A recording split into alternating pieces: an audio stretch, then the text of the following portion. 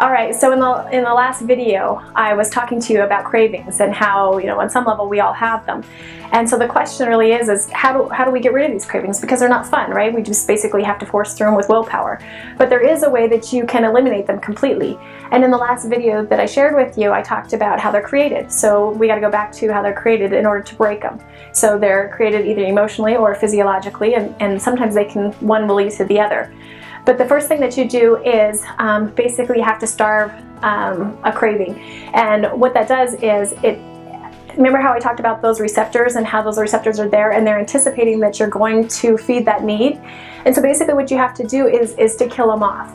And one thing that's great about our body is kind of the expression, if you don't use it, you lose it.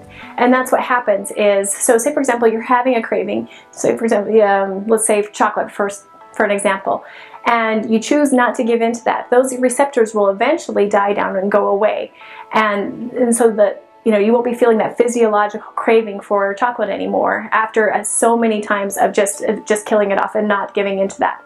But keep in mind, every time that you do give in, it's feeding those receptors and they're getting stronger and stronger because you're using them. So on the emotional side of things, how do you break up that craving? Is you just recognize, first of all, become aware of the fact that there is a part of you that's feeling an emotion. Usually it's a negative one, whether it's sad or whether it's frustrated or angry or worried, whatever the case may be, and you're looking for some relief. And so your body is asking you for for some sort of comfort.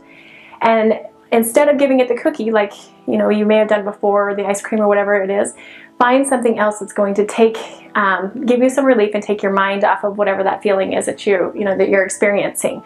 Because ultimately that's what you're looking for. Your body is saying, hey, I don't feel very good and I'm looking for a way to feel better. And so in the past, if we have an emotional attachment to food, it's been we've just given ice cream or whatever the case may be, and we filled ourselves up with it. And it doesn't even have to be necessarily something sweet. It can be just like a heavy meal, because that does provide us comfort on some level.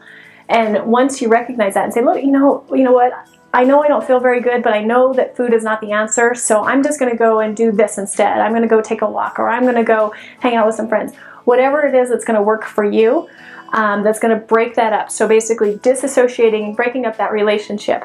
And as a result of that, then we go back to the physiological side, which those nerve endings are no longer going to be used and eventually will die and go away, therefore breaking up the craving. I hope this helps, and you can start using this tip and putting it into effect immediately.